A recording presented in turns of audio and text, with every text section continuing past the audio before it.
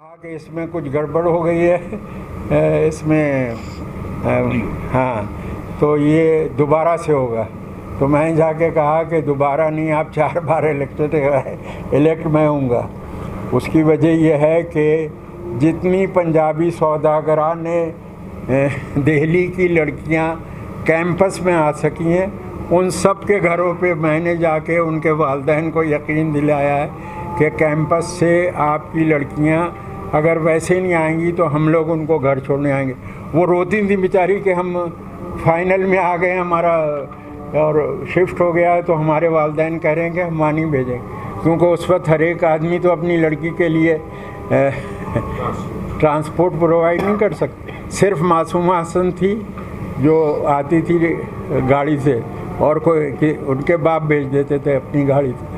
اور وہ پنجابی سوداگران دہلی، تو ہم ان کے گھر گئے ہر ایک کے، اور یقین دلایا، اور وہ سب اتنا انہوں نے ہم لوگوں کا، اور سب پاس ہوئی، کوئی پڑھایا پرنسپل تو کوئی کالجوں کی، تو وہ لوگ سب ہمارے سپورٹر تھے، تو میں الیکٹ ہو گیا. پھر بھی وہ باز نہیں آئے. انہوں نے مارچ میں جا کے ایک بلوچوں کی ہاسٹل میں، طاہر محمد خان ہماری کیبنٹ میں بھی تھا، اور میرے دوست بھی تھے جو یہاں وزیر فیڈرل بھی ہوئے ایوپا، بھٹو کے ساتھ وائس چیئرپرسن بھی ہوئے، اور چنگیز جو خاران اسٹیٹ کا پرنس تھا اور ہماری یونیورسٹی کے فٹ بال کا کیپٹن تھا، علیانی جو ہے اس کا بڑا بھائی. تو یہ تھا. تو ان لوگوں کو سب کو انہوں نے رسٹیکیٹ کر دیا اس جھگڑے سے. اب یہ بڑی پریشانی تھی، کیونکہ بلوچ اسٹوڈنٹ ظاہر ہے پروگریسو تھے، ہم لوگوں کے ووٹر بھی تھے. ہم نے جا کے ان کا سیٹلمنٹ کرا دیا. اس کے بعد میں واپس آیا تو پتہ چلا کہ وہ تو رسٹیکیشن آرڈر ودرا ہی نہیں ہوا. ہم نے کہا جا کے ملے، میں وائس چانسلر کے پاس گیا، میں نے کہا کہ جی یہ وہ تو لڑکے اسکالرشپ پہ پڑھتے ہیں سرکاری خرچ پہ، تو آپ تو قریشی صاحب نے مجھے ایک آفر دے دی. انہوں نے قریشی صاحب نے کہا کہ ایسا کرتے ہیں پھر آپ کو رسٹیکیٹ کر دوں اور ان کو بحال کر دوں. تو میں سوچا یہ بیسٹ بارگین ہے. میں نے کہا بالکل کر دے. اسی وقت انہوں نے مجھے رسٹیکیٹ کر دیا، داخلہ بند کر دیا. اب آپ دیکھیے کہ کیا ہوا. چند دنوں کے بعد حمید احمد خان صاحب، جنہوں نے ہیڈ کلرک کے کہنے پہ مجھے رسٹیکیٹ کر دیا تھا اور پھر داخل کیا تھا اسلامیہ کالج سول لائن لاہور میں. ایسا ہوا کہ میچ ہوتا تھا گورنمنٹ کالج کا، اس کا سعید بھی میرا کلاس فیلو تھا. سعید جو کرکٹر تھا نا ہمارا بیٹسمین، سعید. تو سعید تو وہ ہمیں بعد میں پتہ چلا وہ کچھ اس کے ساتھ کچھ منہ ماری ہو رہی تھی، تو ہم بھی کچھ بیچ میں بولے ہیڈ کلرک صاحب اور ان کے. تو انہوں نے جا کے پرنسپل کو کہا کہ حمید احمد خان کو کہ اس لڑکی کا رسٹیکیشن آپ کو ابھی کرنا ہے. تو انہوں نے بلایا مجھے، میں چلا گیا. تو انہوں نے کہا حمید احمد خان صاحب نے، میں تو شارٹ کر رہا ہوں بہت ساری اسٹوری، تو انہوں نے کہا کہ حسین نقی صاحب میں آپ کو رسٹیکیٹ کر دوں یا استعفیٰ دے دوں. میں کہا آپ مجھے رسٹیکیٹ کر دے، ورنہ تو یہ کالج برباد ہو جائے گا. اگر اس کو چلانے کا فیصلہ ہمیشہ سے ہیڈ کلرک کریں گے انجمن حمایت اسلام کے چہیتے، تو یا تو تعلیم ویسے ہی برباد ہو. انہوں نے رسٹیکیٹ کر دیا. خیر ہم نے جا کے عابد منٹو صاحب سے نوٹس دلوا دیا. اب جب وہ نوٹس آیا تو حمید احمد خان صاحب نے انہیں قاضی صاحب کو کہا کہ اب وکیل کریں آپ، کیونکہ منٹو بڑے وکیل ہیں آپ کو پتہ ہی ہے، اور ان کی طرف سے نوٹس آیا ہے. اب وہ قاضی صاحب جو ایسے لوگ ہوتے ہیں جو آپ کو ڈرانے کی کوشش کرتے ہیں، وہ خود ڈرے ہوئے لوگ ہوتے ہیں بیسیکلی. تو انہوں نے کہا کہ جب انہوں نے کہا تو انہوں نے کہا کہ کتنی فیس دینی پڑے گی یہ بھی پوچھ لیجیے گا. تو اس وقت بھی ہزاروں روپے لوگ لیتے تھے. تو اس کے بعد انہوں نے کہا نہیں میں اس سے کچھ کرتا ہوں جا کے.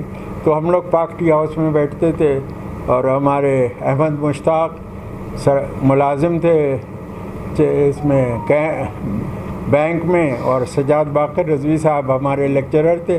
بل یہ لوگ ادا کرتے تھے، ہم لوگوں کو بل نہیں ادا کرنا ہوتا تھا، ہمارے پاس پیسے ہی نہیں ہوتے تو بل یہ لوگ ادا کرتے تھے. اور کبھی کبھی انجم رومانی صاحب بھی جو رائٹسٹ تھے لیکن بل ادا کرتے تھے، جو لڑکے وہاں آ کے بیٹھتے تھے پاک ٹی ہاؤس میں. اب پتہ نہیں اس کا کیا حال ہے. بہرحال تو وہاں وہ آ گئے قاضی صاحب اور مجھے لے گئے، اور میرا دوبارہ سے میں نے بی اے کر لیا وہاں سے. اب جب یہ ایم اے میں میرا رسٹیکیشن ہو گیا تو حمید احمد خان صاحب جب بھی آتے تھے کراچی، وہ ٹھہرتے تھے ممتاز حسن صاحب کے پاس، جو بینکر تھے اور نیشنل بینک کے ہیڈ تھے، بیوروکریٹ تھے. تو لیکن ساتھ میں مجھے خط لکھتے تھے کہ اگر آپ ایک ہفتے مجھے کچھ گھنٹے دے دے بہت، تو میرے ساتھ جہاں بھی جانا ہوتا تھا تو وہ مجھے اپنے ساتھ لے جاتے. اب کراچی یونیورسٹی میں میرا داخلہ بند، انہوں نے کہا جب آئے تو کہا کہ ہم وہاں چل رہے ہیں. میں کہا سر وہاں میرا داخلہ بند ہے. انہوں نے کہا تم میرے ساتھ. تو مجھے اس طرف بٹھایا جس طرف عموماً دروازہ کھولنے والے کھڑے ہوتے ہیں. تو میجر آفتاب حسین جو ہمارے پراکٹر تھے وہ کھڑے ہوئے وہاں، اور انہوں نے دروازہ کھولا تو حمید احمد خان صاحب نے کہا میرے دوست حسین نقی. تو اب ظاہر ہے انہوں نے جب خود ہاتھ بڑھایا تو پراکٹر صاحب کو اب دوسرا مرحلہ تھا کہ اوپر لفٹ سے گئے تو اشتیاق حسین قریشی صاحب سامنے کھڑے ہوئے تھے. جب لفٹ کا دروازہ کھلا میرے دوست حسین نقی، اب ظاہر ہے انہوں نے کہا آئیے تشریف لائے. ہم گئے، ان کو چائے بھی پلانی پڑی. اس قسم کے واقعات ہوئے. اب جرنلزم اتنا وقت نہیں، میں نے بہت وقت لے لیا. 6:30 تک بات جاری ہے. سوال جواب شروع کرا دیں. اچھا 10 منٹ اور. اچھا اب یہ ہے کہ اس بیک گراؤنڈ سے آپ دیکھیں جو ہماری تھی تو ہم کیا کر سکتے تھے. ہم نے پی پی آئی جوائن کر لیا تھا اس دوران جب ہمارا وہ ہوا. یہ حارث خلیق کے والد جو تھے وہ بہت اچھے آدمی تھے، تو یعنی وہ عالم بھی تھے اور بہت انسان دوست آدمی، خلیق ابراہیم خلیق صاحب. تو ہم لوگ ان کے پاس خبریں لینے جاتے تھے، اور وہاں پہ اس وقت قرۃ العین حیدر صاحبہ بھی تھیں، یہ سب لوگ بھی تھے. تو بہرحال ہم نے جا کے پی پی آئی جوائن کر لی. جاوید بخاری صاحب انچارج تھے. پہلے تو انہوں نے کہا کہ یا تم لیڈر ٹائپ آدمی ہو تو یہاں بھی گڑبڑ کرو گے.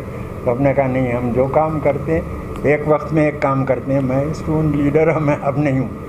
تو بہرحال انہوں نے رکھ لیا. 150 روپے مہینہ ملتا تھا، اور ہر 6 مہینے کے بعد 50 روپے ترقی ہوتی. اور ظاہر ہے کہ ہم نے رپورٹنگ بھی اور سبق دونوں شروع کر دی. گھر ہمارے پاس رہنے کو تھا نہیں. 55 روپے پہ ہم شام میں 5 پیریڈ پڑھاتے تھے، اور ایک لیفٹ کے لیڈر کے اسکول میں 55 روپے دیتا تھا اور 5 پیریڈ لگاتار پڑھواتا تھا، اور 6 پیسے کی چائے کے لیے 10 منٹ کا وقفہ کرتا تھا. شام کا اسکول تھا. وہاں ہمارے ایک دوست تھے، وکیل تھے، انہوں نے 25 روپے کا ایک ٹیوشن دلا دیا. پھر ایک ایرانی فیملی آئی تھی، والد جو تھے وہ ڈاکٹر تھے، پنجاب سے گئے تھے، اور بیگم ان کی ایرانی تھی. ان کی لڑکی کو انگریزی پڑھانی تھی تو وہ ٹیوشن ہو گیا. ایک اور ریسٹورنٹ کے مالک تھے، ان کا بیٹا پاس ہی نہیں ہوتا تھا، انگریزی پاس نہیں کرتا تھا میٹرک میں. اس کی ماں نے جب یہ سنا تو اس نے مجھے بلوایا اور کہا کہ اگر یہ میٹرک پاس کر لے تو بس میں اتنی. تو روز بیچاری مجھے پراٹھے اور قیمہ ہوٹل سے، ان کا ریسٹورنٹ تھا، وہاں سے منگوا کے، بلکہ بعض دن خود ہی پکا کے رکھتی تھیں. اور میں نے بہرحال اس کو بھی میٹرک میں انگریزی پاس کرا دی، کیونکہ نسخہ بن جاتا ہے جو لوگ یہ کام کرتے ہیں. کہ اگر ہم یہ 10 سال کے پیپر میں سے نکال لیے، اس میں سے 5-6 سوال چن لیے، وہ اس کو یاد کرا دیے، بالکل رکھا دیا، اور اس نے وہی جا کے لکھ دیے، تو میٹرک پاس کر لیا۔ تو میں اپنی ایک کزن کے ساتھ رہتا تھا اس زمانے میں، تو ہر اتوار کو کوئی نہ کوئی شاگرد جو ہے وہ مٹھائی کا کوئی ڈبہ لے کے آیا ہے۔ وہ سب وہ تھے جو اس وقت بہت AGPR میں نوکریاں بہت ہوتی ہیں، تو وہ آتے تھے کہ اگر میٹرک کر لیں گے، میٹرک تو کیے ہوتا تھا، اگر ہم آگے پڑھ لیں گے تو چپراسی سے یعنی اس میں چلے جائیں گے، کلیریکل جاب میں۔ تو کافی ایسے لوگوں کو ہم نے کلیریکل جاب میں کروایا، اور ان کے خوب مٹھائی کے ڈبے آتے تھے اور وہ سب لوگ کھاتے تھے۔ بہرحال کراچی یونیورسٹی کا یہ جو ایکسپیرئنس تھا، اس نے ظاہر ہے ہمیں دھکیل دیا اس میں جرنلزم میں۔ اب یہاں پہ PPI میں ظاہر ہے کہ کام کیا، اور یونین کا الیکشن ہوا، اس میں ہم الیکٹ ہو گئے 62-63 میں۔ پہلا یہ آیا پاکستان پرنٹنگ پریس، یہ جو پریس اینڈ پبلیکیشنز آرڈیننس، اس میں پرنٹنگ پریس کے رجسٹریشن بھی اگر آپ نے ایک محلے میں آپ کا پریس تھا اور دوسرے محلے میں آپ نے شفٹ کرنا تھا، تو اس کے لیے بھی فری ڈکلیریشن جو آتھینٹیکیٹ کرنا تھا، یہ ہے۔ ان کے زمانے میں 2 کارنامے ہوئے، ایک یہ ہوا اور ایک کل میں نے اس پہ کافی بات کی ہے، تو اگر کچھ لوگ تھے وہاں تو وہ واقف ہوں گے کہ وہ اس کی وجہ سے، اور سب جو BD ممبر تھے ان سب کے نام پہ ڈکلیریشن ایشو ہو گئے۔ وہ 5,000 روپے مہینے سے کم پہ نہیں بھیجتے تھے، اور جب یہ سب لوگ بے روزگار ہوئے، رحمان صاحب وغیرہ، اور انہوں نے آزاد نکالا، تو آزاد کا بھی ڈکلیریشن خود میں نے ان کو 5,000 روپے میں دلوایا تھا۔ ایک صاحب تھے جن کے پاس کئی ڈکلیریشن تھے اور ان کا گھرانہ ایسی سے چلتا تھا، تو وہ اس پیریڈ سے بھی گزرے۔ 5-6 بار جیل جانا پڑا۔ اب یہ مجھے تو بہت دیکھ کے خوشی ہو رہی ہے کہ فریدہ حفیظ، میں بھی زندہ ہوں اور یہ بھی زندہ ہے۔ ہم لوگوں کی کافی عمر ہے، اور یہ ہماری یونین کی ایکٹیو ممبر ہوتی تھیں، پنجاب یونین آف جرنلسٹ کی ہیں، ابھی بھی ایکٹیو۔ ہاں، ان کے ہسبینڈ بھی ہمارے بڑے دوست تھے، حفیظ۔ بیٹھے ہوئے ہیں، یہ سامنے بیٹھے ہوئے ہیں۔ ارے دیکھو کیا کیا ہے تم نے اس کا۔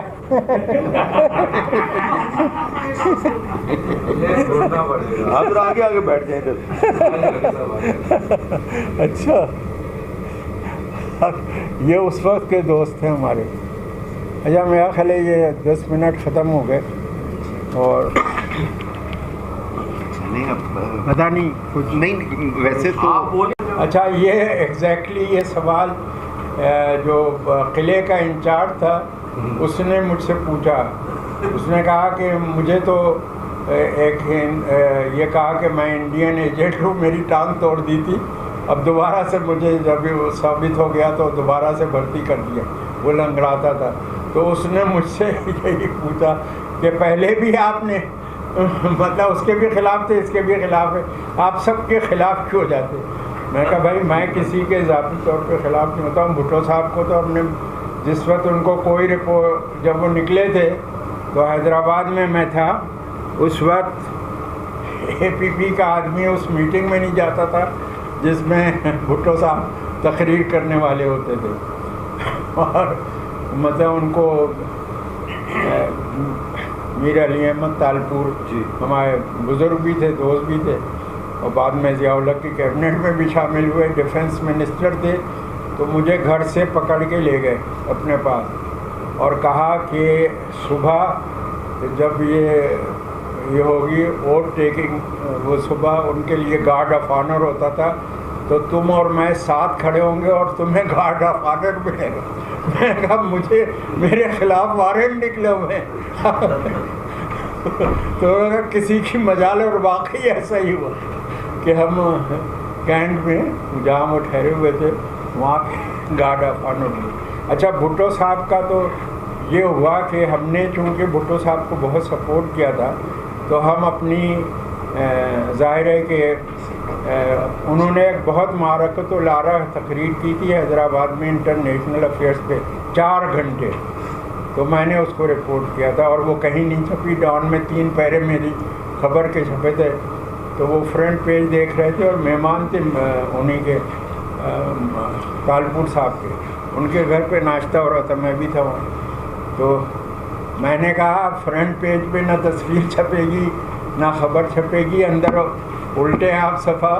تو میں نے ان کو پیج بتایا کہ اس پیج پہ وہ تصویر چھپی ہوئی ہے، تصویر نہیں چھپی ہوئی ہے، خبر چھپی ہے.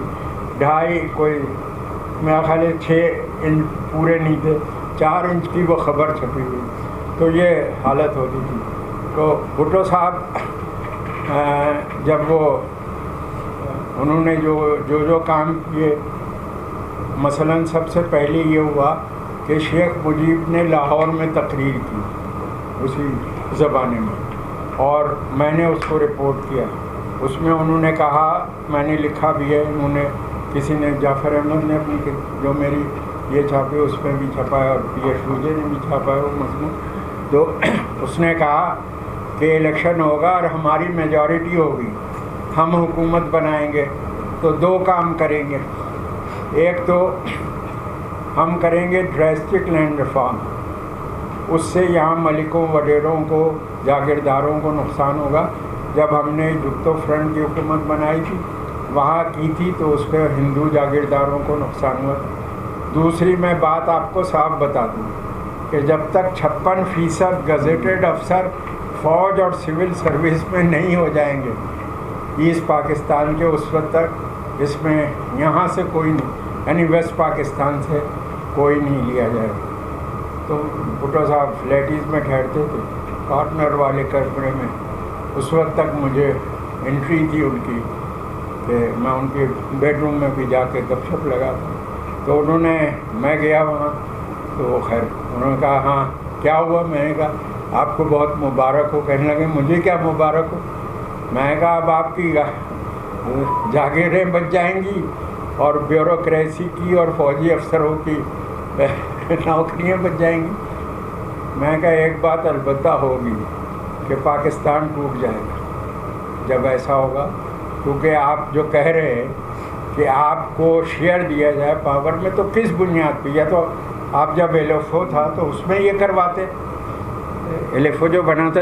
میں نے کہا یہ تو پارٹی بیسڈ الیکشن ہے اور اب ویسٹ پاکستان نہیں ہے، اب 4 صوبے ہیں اور آپ کی میجورٹی پنجاب میں ہے، ہر ایک مانے گا. اور جتنی ہم نے کہیں تھیں اس سے کم سیٹیں بھٹو صاحب نے، ضمن نے، مسعود اللہ خان نے اور میں نے مل کے، پی ٹی بھی تھا اس میں، پرویز طاہر بھی اس وقت، تو ہم لوگوں نے جو لسٹ بنائی تھی ہماری لسٹ کے مطابق وہ تھے، اور بھٹو صاحب بھی ماننے پہ نہیں تیار تھے کہ اتنی سیٹیں پنجاب سے آ جائیں گی ہماری.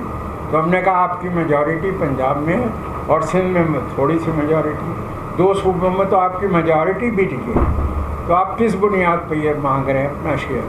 تو ہم نے کہا کہ آپ اسمبلی کا اجلاس بلائیں، اور یہ جو آپ نے 6 پوائنٹ کا مسئلہ کھڑا کیا تو 6 پوائنٹ تو الیکشن اس بنیاد پہ لڑا. یا تو آپ اس وقت کہتے کہ یہ 6 پوائنٹ کے اوپر ہم اگر کوئی الیکشن ہوگا تو ہم اس کو نہیں مانیں گے، اس کے ریزلٹس کو. تو میں نے کہا کہ یا تو آپ نے یہ کہا ہوتا. تو خیر وہ کچھ نہیں ہوئے. لیکن جب ہم نے یہ سب چیزیں، پھر یہ ہوا کہ شمیم احمد تھے، کیا نام تھا اس اخبار کا،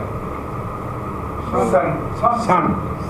تو شمیم احمد میں سن، انہوں نے مجھے کہا تھا کہ تم سن جوائن کرو، مجھے پنجاب میں ایک نیٹ ورک بناؤ کہ ہم سب کو پیسے بھی دیں گے لیکن ڈسٹرکٹ تو نہیں، ابھی پہلے ڈویژن کے کرسپونڈنٹ رکھو، اور جو تم کہہ رہے ہو نا کہ ویج بورڈ کے حوالے سے آپ کو وہ دینا پڑے گا تو وہ میں دوں گا.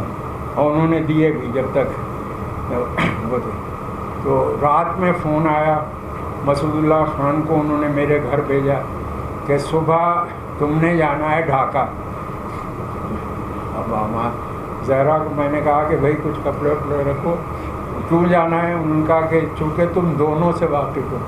تو اب ظاہر ہے شیخ مجیب صاحب اسٹوڈنٹ لیڈر تھے، ہم خود بھی اسٹوڈنٹ لیڈر تھے، وہ ہم سے 10 برس سینئر تھے، لیکن مادر ملت کا جب الیکشن ہو رہا تھا ایوب خان کے خلاف تو ان سے ہماری کافی دوستی ہو گئی کیونکہ وہ ساتھ ساتھ ہوتے. تو ہمیں پہچان بھی لیا. انہوں نے بھٹو کے سامنے کہا کہ اس کو ڈبل چائے اور ڈبل سموسہ دو اور ڈبل 2 وہ رسگلے کھلاؤ، یہ میرے خلاف لکھتا ہے. میں نے کہا میں آپ ہی کے خلاف نہیں لکھتا، میں تو بھٹو کے خلاف بھی لکھتا ہوں، آپ کے ساتھ جو کھڑے ہوئے ان کے خلاف نہیں لکھتا. ہم تو یہ لکھتے ہیں کہ ہم تو چاہتے ہیں کہ پاکستان میں جمہوریت قائم ہو، اس میں دونوں آپ لوگ جو ہیں جو لڑائی ہو رہی ہے اس میں ہمیں لگتا ہے کہ ایسے نہیں ہو سکے گا. بہرحال وہاں ہم رہے اور وہ رپورٹ کیا. دوسری مرتبہ تو بہت اندوہناک واقعہ ہو. آپ جو لوگ اس وقت تھے اور یہاں سے گئے ہوئے تھے، انہوں نے ان کی آنکھوں کے سامنے پی سی ہوٹل کی چھت سے اس طریقے سے ویو کی طریقے سے کلیشنکوف سے شوٹ کیا گیا. جب ٹکا خان صاحب نے کہا تھا نا کہ ہمیں بندے نہیں چاہیے.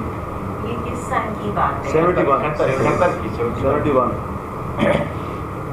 اب بھٹو صاحب کے خلاف تو اس لیے لکھنا پڑا. ضیاء الحق صاحب تو آپ دیکھیں جب آئے ہیں تو انہوں نے سب چیزیں ہی بند کر دی، تو ان کے خلاف تو میں سمجھتا ہوں ہر ذمہ دار آدمی کے اوپر فرض تھا کہ ان کی مخالفت کرے، اور سب سے زیادہ ہم لوگوں کے ہی اوپر فرض تھا کیونکہ بھٹو صاحب نے ان کو کتنے لوگوں کے اوپر سپر سیڈ کرایا تھا. اور مجھے نورا نے بتایا، نورے نے جو بھٹو صاحب کا ملازم خاص تھا، اس نے کہا کہ صاحب، میں کہا یار نورا اس کو کیوں بنا رہے ہیں صاحب تمہارے؟ اس نے کہا کہ آپ کو پتہ نہیں ہے، یہ وہاں گیا تھا لاڑکانے اور صاحب کے والد کی قبر پہ اس نے جھاڑو دی اور پانی سے اس کو دھویا.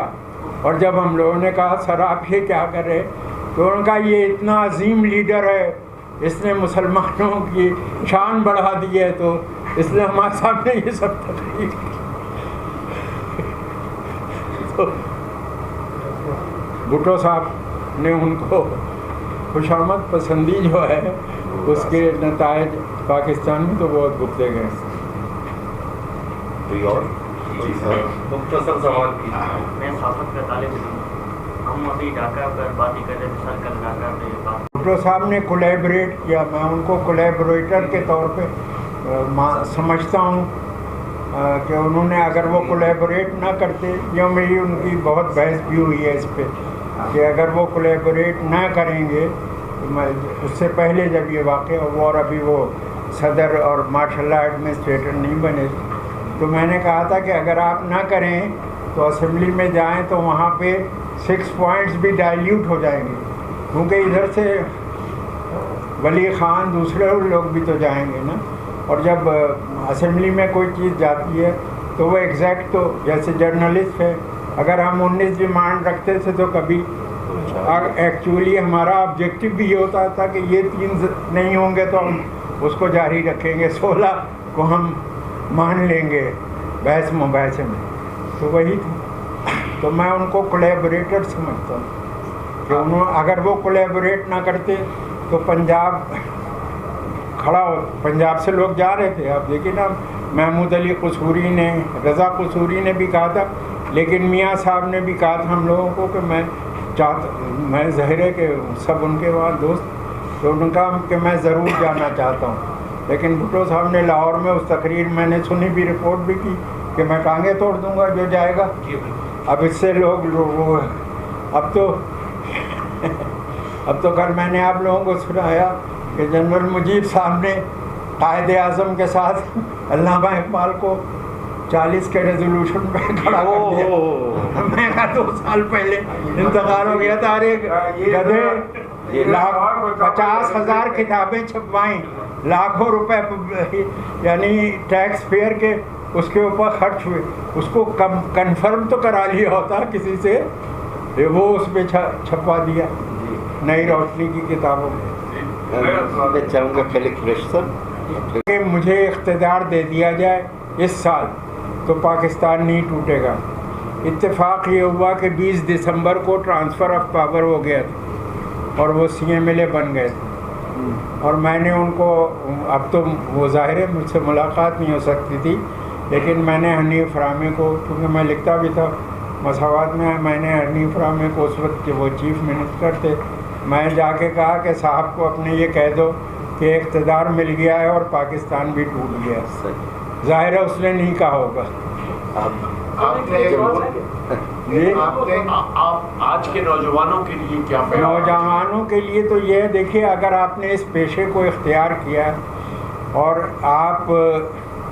आप लोग उन लोगों की आवाज़ नहीं बनते जिनकी आवाज़ कोई सुनने पे तैयार नहीं है, ना वो अपनी आवाज़ निकाल सकते हैं, बोल नहीं सकते, आप उनकी आवाज़ बनी, ये एक बुनियादी फ़र्ज़ है अगर आपने जर्नलिज़म का पेशा इख्तियार किया। अगर आप ये नहीं करते, लिफाफे पकड़ते हैं तो फिर तो आपने एक बहुत बड़ा तजर्बा किया, आपने सज्जन अफगानी मसला है। एक सख्त बात है, पंजाबी लोग बर्दाश्त कर लें, वो ये है कि पंजाबी अपनी मादरी ज़बान से मोहब्बत नहीं करते, उर्दू की हिफाजत करते हैं। वो मुझसे, आपको पता है जब मैंने ये, मेरा क्लास फेलो था ये मंजूर भट्टो, और जब मैंने इसको कहा कि क्लास, जब मैं इस्लामिया कॉलेज का इलेक्शन लड़ रहा था तो मैं कहा क्लास रिप्रेजेंटेटिव का इलेक्शन लड़ लो, मैं तुम्हें इलेक्ट करा दूंगा, तो इसने कहा मेरे वालिद नहीं, वो मना करेंगे। अच्छा। और बाद में उसने जो कुछ किया है वो आप लोगों को पता है। तो जब हमने ये पंजाबी का अखबार निकाला है तो वो मेरे घर आया, वो भी मॉडल टाउन में D ब्लॉक में रहता है, मैं भी, तो वहाँ आया और कहा कि मैं तो अब यहाँ आया था, शिफ्ट किया था मैंने, बच्चों को भी लाया कि इनका शीन ख्वाब दुरुस्त हो जाए, क्योंकि मॉडल टाउन में उर्दू बोलने वाले होते हैं उनके शीन। तो मैं कहा बे बेवकूफ़, शीन और ख्वाब के अंदर क्या होता है वो तुझे अभी तक वैसे बड़ा बाकमाल तजर्बा था वो। अच्छा देखिए, असल में मसला ये था कि मैं इस बात पे कन्विंस था कि जब तक अपनी ज़बान में नहीं अखबार होगा, तो सिंध में भी मैंने सपोर्ट किया। आप देखेंगे मैं वाहिद महाजिर रिपोर्टर था वहाँ पे जिसकी दावत भी, और मुझे इबरत का करस्पॉन्डेंट बनाया, और काजी अकबर जो थे और काजी उनके दूसरे भाई आबिद, ये जब भी लाहौर आते थे तो कैश पैसे लेके आते थे, वाउचर समेत, और मतलब रेस्पेक्ट करते थे सिंध के लोग, अभी भी इस वास्ते करते हैं। क्योंकि मैंने जोया साहब को कहा कि मैं एक बंगाल में अखबार वो वीकली निकलता है उसके लिए लिखता हूँ, तो मैं सिंधी ज़बान की तारीख़ पे, इब्राहिम जोयो जी, जोयो उनकी सबका, तो उन्होंने, मैंने उनको कहा, वो आप समझिए कि बैठे, एक सिंधी वज़ीर था, हुआ है फेडरल वज़ीर, उसका नाम मुझे नहीं याद, वडेरी था, वो मेरे सीढ़ी चढ़ के 3 मरतबा 2-2 पेज वो जो उन्होंने जो भी टाइप करवाते थे, और जो सफ़ा कंप्लीट हो जाता था तो कहते थे जाके नक़ी को पहुंचाओ, क्योंकि वो लिख रहा है, टाइप कर रहा है, टाइप राइटर ही था उस वक्त, तो मैं टाइप कर रहा था और वो लाके सारी रात देता रहा मुझे। वो अपनी ज़बान से इतनी सिंधी मोहब्बत करते हैं। और हमारे लोग उनकी टोपी और चादर का मजाक उड़ाते हैं, आपने देखा होगा एमक्यूएम के लोग। सर अगला सवाल ये क्या कहा है? हाँ बता। इनका ये कहना है कि बंगालियों के साथ शुरू جو مغربی پاکستان نے ایک رویہ تھا، رویہ اختیار کیا، ان کی زبان کو قائد اعظم پاکستان میں کی سیاست میں رہے، کتنے سال رہے سیاست میں؟ وہ جب سے آئے یہاں رہے، بامبے سے جب وہ آئے اور سیاست میں رہے اور انہوں نے مختلف الیکشنز میں حصہ لیا اور وہ یہاں وزیر رہے، انہوں نے کتنے بنگالیوں کو فارن سروس میں لیا اور کتنے بنگالیوں کو اس وقت انہوں نے مطلب ہے کہ جابس میں انکلوڈ کیا، چاہے وہ انفارمیشن منسٹری ہو یا یہ جو تھی آئل اینڈ گیس کی منسٹری تھی، اس کے بھی وہ وزیر رہے، انفارمیشن کے وزیر رہے، فارن منسٹر رہے، انہوں نے کتنے بنگالیوں کو رکھا تھا۔ یہ دیکھیں نا، یہ ایک فیکٹ ہے کہ یہ انہوں نے کبھی کہا کہ مشرقی پاکستان میں اسلام آباد میں کیپٹل نہ شفٹ ہو، مشرقی پاکستان میں شفٹ ہو۔ یہ اب تو زندہ نہیں ہے، اگر زندہ ہوتے تو میں آپ کو کنفرم کرا دیتا دولتانہ صاحب سے، میں نے ان سے کنفرم کیا تھا کہ کیا یہ واقعی آپ نے قائد اعظم کو کہا تھا؟ قائد اعظم کو، اور دولتانہ نے مانا کہ ہاں میں نے کہا تھا۔ تو ابھی میں آپ کو قائد اعظم نے کہا کہ میں لاہور کو کیپٹل بنانا چاہتا ہوں، لاہور کو کیپٹل بنانا چاہتا ہوں۔ تو دولتانہ نے کہا کہ ہمارا تو صوبہ ویسے ہی ڈیوائیڈ ہو چکا ہے، تو آپ مطلب لاہور کو نہیں کوئی اور جگہ دیکھیں۔ جب انہوں نے سندھ کے لیے کیا اور وہ کھوڑو صاحب اس کے راستے میں تھے تو ان کے خلاف پیروڈا بنا اور اس کے تحت ان کو گرفتار کیا گیا۔ تو بعد میں کیپٹل کہاں بنا؟ اسلام آباد میں، GHQ کے زیر سایہ۔ میں نے لکھا تھا کیونکہ میں کالم میں یہ بات لکھ چکا ہوں تاکہ ہمیشہ آپ سر اگر اٹھائیں تو۔ کراچی سے ہٹانے کی کیا وجہ تھی کیپٹل کو؟ کراچی یہ ذمہ دار جو بھٹو صاحب، جو ایوب خان صاحب نے اور کیا، اور ان کے صاحبزادے گوہر ایوب صاحب نے جا کے جب ان کو ووٹ کم پڑے کراچی سے، اس کے باوجود جب کیا نام تھا داؤد کا، سیٹھ داؤد کی ماں نے کہا کہ اگر ووٹ کی قیمت اتنی ہو جائے تو اس کے بعد 1 کروڑ بھی تم دینے کو کہو گے وہ ووٹ نہیں ملے گا تمہیں، چاہے تم 1 کروڑ دے بھی دو۔ اور وہ ہار گئے اور شیخ صاحب وہاں سے الیکٹ ہوئے۔ تو انہوں نے ایک جلوس نکالا اور لالو کھیت میں جا کے فائرنگ کی، جو لیاقت آباد کہلاتا ہے، جا کے فائرنگ کی۔ اور ایوب صاحب نے یہ فرمایا کہ کراچی والوں آگے تمہیں پتہ ہے نا، آگے صرف سمندر ہے، یعنی تمہیں ادھر ڈبو دیں گے۔ ظاہر ہے کہ یہ بالکل مختصر سوال یہ ہے 6 بار جیل گیا ہوں میں، 6 بار، اور ایک بار مجھ سے ایک بزرگ آئے اور انہوں نے پوچھا کہ بیٹا کسی بینک میں تم نے ڈاکہ ڈالا ہے؟ کیونکہ میرے پاس تو پیسے ہوتے نہیں تھے اور میں رکشا پہ بٹھا نہیں سکتا تھا جو سپاہی مجھے عدالت میں لے کے جا رہا، تو وہ پیدل لے کے جاتے تھے تو دونوں ہاتھوں میں کڑیاں ڈالتے، اور میں اخبار نویسی کے زمرے میں ہی جیل گیا۔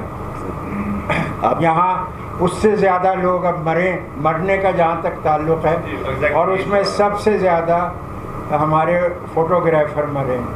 میں تو جب رہا تھا ایڈیٹر تو میں نے باقاعدہ ان کی ٹریننگ کی تھی کہ وہ جب موبز ہوں، کراؤڈز ہوں، تو ان کو کس طریقے سے اس کو فوٹوگراف کرنا چاہیے اور اپنی پروٹیکشن کے لیے کیا کریں۔ تو یہ بیچارے ان کو نہ کوئی ٹریننگ دیتا ہے نہ کچھ کرتا ہے، پیسے بھی نہیں دیتے۔ ٹھیک سر، حامد میر کو تو شاید دے دیتے ہیں۔ ایک آخری سوال کے طور پہ سر میں چونکہ آج انسانی حقوق پہ بھی بات ہونی، دیکھیے پرانا ماضی کا پی ایف کا کیریکٹر یہ تھا کہ کہ اس پاکستان میں آرمی ایکشن شروع ہو چکا تھا، اور کے جی مصطفیٰ جو بعد میں بنگلہ دیش کے سفیر بھی رہے چائنا میں، کے جی بھائی ویج بورڈ پہ تھے جو ہمارے صدر ہوتے تھے، بننا صاحب سیکریٹری ہوتے تھے، وہ صدر ہوتے تھے، تو آخری ویج بورڈ کی میٹنگ بھی اٹینڈ کرنے آئے تھے. اور ہمارے ایک بہت اچھے کالمسٹ ہوتے تھے حمید شیخ صاحب، جن کے مجید شیخ وغیرہ ان کے بیٹے ہیں، ان کے وائف کا انتقال ہو گیا تھا تو ان کے جنازے میں بھی شریک ہوئے، اور ویج بورڈ کی پوری میٹنگ اٹینڈ کر کے ڈیسیشن کرا کے پھر گئے واپس. تو ایک پی ایف یو جے یہ تھی. تو اگر یونٹی رہے گی اور لوگ مل کے کام کریں گے، اپنے مطالبات چاہیں گے اور اس کے لیے سیکریفائس دینے کو تیار ہوں گے. آپ کو پتہ ہے کہ جب یہ لوگ پی پی ایل سے نکالے گئے ہیں تو اگر ان کی فیملی سپورٹ نہ کرتی تو یہ بھوکے مر جاتے. انسانی حقوق جی کی جو بات ہوئی، انسانی حقوق کی بات یہ ہے کہ ویسے تو یہ سوال آپ میرے بجائے اس شہر میں ہے، رہتا ہے وہ، اور ہمارے ایک دوست کا بیٹا ہے اور سیکریٹری جنرل ہے ہمارا، افسر ہے وہ حارث خلیق، اس سے کریں. اس کے اندر جو ہے وہ بالکل ہی آپ نے کوئی بات نہیں کی، سچی بات. نہ آپ نے طالب علم تحریک کے حوالے سے، تحریکیں جو چلی ہیں ان کے حوالے سے کوئی بات کی، اور نہ آپ نے جو ہے وہ اپنا جو جرنلسٹک کیریئر ہے جو بار بار ٹوٹتا رہا، آپ کے جو کچھ آپ چھاپنا چاہتے تھے، جب بھی وہ چھاپا آپ نے تو آپ کے اوپر جو ہے وہ بین ہوئے. تو یہ اس کی تحریکیں جو ہیں اس میں آپ کی شرکت تھی، وہ بھی ہم لوگ جو ہیں نہیں سن پائے. اس کے بعد جو ہے آپ ہیومن رائٹس کمیشن کے اندر گئے تو وہ جو کچھ ہے وہ بھی ہمیں نہیں پتہ. تو ہم ایسا ہے کہ ہم یہ چاہیں گے، قادر صاحب ہمارے سیکریٹری ہیں، ہم یہ چاہیں گے کہ آپ کو جو ہے یہاں پہ پھر بلایا جائے تاکہ آپ سے جو ہے اسپیسیفکلی ہم جو ہیں جو چیزیں رہ گئی وہ سنیں. اور ہمارے دوست نے کہا تھا کہ گفتگو کے مزے کی باتیں تو اب شروع ہوئی ہیں کہ بھائی آپ کے سیاست کے حوالے سے جو آپ کا رول پیپلز پارٹی بنانے میں تھا، جو آپ کا رول جو ہے وہ یہ تمام چیزیں جو ہیں وہ جاننا چاہیں گے آپ کے حوالے سے. نہیں یہ سب چیزیں جاننا چاہیں گے ہم. تو ہم چاہیں گے کہ آپ جو ہیں ایک بار پھر آئیں ہمارے یہاں اور بلایا جائے ان کو اور یہ باتیں سنی جائیں. باتیں بتاتی دیکھیں، میرا تو آپ نے درست کہا، میں ان کو بچپن سے دیکھ رہا ہوں. صرف میں ایک واقعہ ابھی تھوڑی دیر پہلے میں ان کو ریمائنڈ کروا رہا تھا، ایک واقعہ میں آپ کو بتا دیتا ہوں کہ 1990-91 میں جب دی نیوز لاہور سے لانچ ہوا تو نقی صاحب اس کے ایڈیٹر تھے، تو میں اس وقت ایک ینگ رپورٹر تھا، تو میں بھی کنٹریبیوٹ کرتا تھا سٹوریز دی نیوز کے لیے. تو اس وقت نواز شریف صاحب وزیر اعظم تھے اور شیخ رشید وزیر اطلاعات تھے. تو ایک دن مجھے شیخ رشید احمد کا جو سٹاف ہے اس کے اندر ایک افسر تھے جن کو آپ سب لوگ جانتے ہیں بڑی اچھی طرح، جو اسلام آباد کے لوگ ہیں، آپ سب لوگ جانتے ہیں. تو انہوں نے مجھے ایک سٹوری اس طرح دی کہ منسٹری آف انفارمیشن جو ہے وہ میڈیا کورٹس بنا رہی تھی کہ صحافیوں کے خلاف عدالتیں بنائی جائیں. یہ 1990-91 کی بات ہے. تو انہوں نے وہ جو پرپوزل تھا اس کی سمری نکال کے کاپی کرا کے مجھے دے دی. تو میں نے جب اس کی سٹوری فائل کی، نقی صاحب کو میں نے سٹوری دی، تو نقی صاحب مجھے آج اچھی طرح یاد ہے کہ بڑے مصروف تھے. انہوں نے مجھ سے صرف یہ پوچھا کہ برخوردار تمہارے پاس کوئی ثبوت وغیرہ ہے اس کا؟ تو میں نے جیسی جیب میں ہاتھ ڈالا، تو ابھی میں نے ہاتھ ڈالا، انہوں نے کہا ہاں بس ٹھیک ہے. انہوں نے مجھے یہ نہیں کہا دکھاؤ، تو ان کو یقین تھا کہ اس کے پاس کوئی چیز ہوگی، ٹھیک ہے نا. میں نے کہا جی. اگلے دن وہ سٹوری جو ہے دی نیوز میں فرنٹ پیج پہ چھپ گئی. اس سے ایک طوفان آ گیا اور اے پی این ایس نے اس کی مذمت کر دی، سی پی این ای نے مذمت کر دی کہ یہ کیا ہو رہا ہے، میڈیا کورٹس بن رہی ہیں. تو جو انفارمیشن منسٹری ہے اس نے اس کو ڈینائی کر دیا. تو وہ ڈینائل جو ہے وہ جب لے کے ایک بندہ آیا تو نقی صاحب نے کہا کہ آپ کا ڈینائل نہیں چھپ سکتا. تو بات جو ہے وہ میر شکیل الرحمان کے پاس چلی گئی. اب وہ جو ہے چارے تھے، انہوں نے اپنے طور پہ مجھ سے پوچھا کہ بھئی تمہارے پاس کوئی چیز ہے؟ میں نے کہا جی میرے پاس کوئی چیز تھی تو میرے ایڈیٹر نے چھاپی ہے نا. نہیں آپ کے پاس ہے کوئی چیز؟ میں نے کہا جی ہے. آپ ہمیں دکھا سکتے ہیں؟ میں نے کہا نہیں میں ایڈیٹر کو دکھاؤں گا. ان کو اگر وہ مجھ سے مانگیں گے میں اس کو دکھا دوں گا, میں آپ کو نہیں دکھاؤں گا. خیر نقی صاحب ڈٹ گئے, انہوں نے کہا کہ نہیں ہماری خبر درست ہے اور یہ جو ہے اس کا ڈنائل نہیں چھپ سکتا. بہت پھٹا پڑ گیا جب, تو پھر آخر میں یہ کمپرومائز ہوا کہ جی وہ ان کا بھی موقف چھپے گا لیکن ساتھ میں نیچے جو ہے رپورٹر ہے اس کا بھی موقف چھپے گا کہ I stand by my story. تو پہلی دفعہ ہمیں اس وقت احساس ہوا کہ جو ہے ایڈیٹر ہے وہ حسین نقی صاحب جیسا ہوگا تو آپ کی سٹوری جو ہے وہ چھپ سکتی ہے. لیکن پھر انفارچونیٹلی تھوڑے دن بعد نقی صاحب جو ہے وہ ادھر سے چلے گئے. تو ایڈیٹر ہی نہیں ہوتا تو مالک ہی ایڈیٹر ہے. میرے خیال ہے بہت شکریہ. آج کی نشست میں ٹو بی آنیسٹ میں تو آیا تھا کہ نقی صاحب سے ان کی کہانی ان کی زبانی سنی جائے. ہم نے نقی صاحب کو ایز اے جرنلسٹ بھی دیکھا, اسٹوڈنٹ لائف کے بارے میں پڑھا جب ہم خود طالب علمی میں سیاست کے انداز کرنے کی کوشش کر رہے تھے, اور ہیومن رائٹس کے حوالے سے بھی دیکھا. لیکن آج کی گفتگو میں ٹھیک ہے ہم وہ بہت ساری جزیات تک نہیں جا پہنچے, لیکن میں سوچ رہا تھا کہ جو مس مینجمنٹ پہ آپ نے پہلا آرٹیکل لکھا, ایک پلورلسٹ انوائرمنٹ میں, تو ایک تہذیبی انسان کی تشکیل کس طرح ہوتی ہے کہ وہ پھر سٹینڈ لینے کی ساری عمر اس کے ساتھ. تو میں اس سے بڑھ کے کچھ نہیں کہوں گا. بہت شکریہ آپ نے سر, بھرپور زندگی گزاری. تو میں بھی ایک سوال جو میں اکثر ٹیمپٹڈ رہتا ہوں, کس چیز میں سب سے زیادہ مزہ آیا؟ طلبہ تحریک میں, جرنلزم میں, انسانی حقوق کے لیے کام کرنے میں. اب یہ تینوں چیزیں مر رہی ہیں, تو ان میں سے کسی کے زندہ ہونے کا امکان ہے؟ تینوں کے زندہ ہونے کا امکان ہے. 22-23 کروڑ ہم لوگ ہیں, اس میں سے آدھے ہمارے ملک میں تو تقریباً نوجوانی یا ایسی عمر کے حصے میں ہیں. اگر یہ لوگ اپنے فرائض سمجھیں, اپنا فرض سمجھیں, تو ظاہر ہے یہ ان تینوں چیزوں کا امکان ہو سکتا ہے. پاکستان میں اب غریب آدمی کا بچہ پڑھ نہیں سکتا, اور جو اس کو پڑھایا جاتا ہے وہ کوئی تعلیم نہیں ہے. جو سرکاری اسکول ہیں ان میں کوئی تعلیم نہیں. ہزاروں اسکول ان لوگوں نے تو رپورٹیں دی ہیں, 5-5 ہزار گھوسٹ اسکول کے پیسے کھا لیے گئے ہیں بجائے اس کے کہ اسکول بنے. تو ہم لوگوں نے سب سے زیادہ, ظاہر ہے کہ ہم نوجوان تھے اس وقت, تو سب سے زیادہ مزہ تو طالب علم تحریک میں ہی آیا.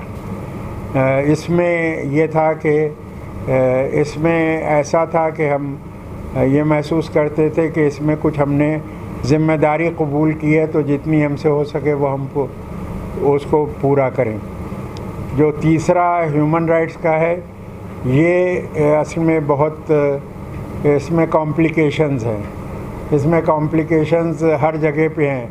ہمارے یہاں لوگوں کا جو وہ کہتے ہیں کہ ہم یہ کرنا چاہتے ہیں, مقصد وہ نہیں ہوتا, مقصد کچھ اور ہوتا ہے. اگر ان کا مقصد یہی ہو اور ان کا کمٹمنٹ ہو, کمٹمنٹ نہیں ہے ابھی.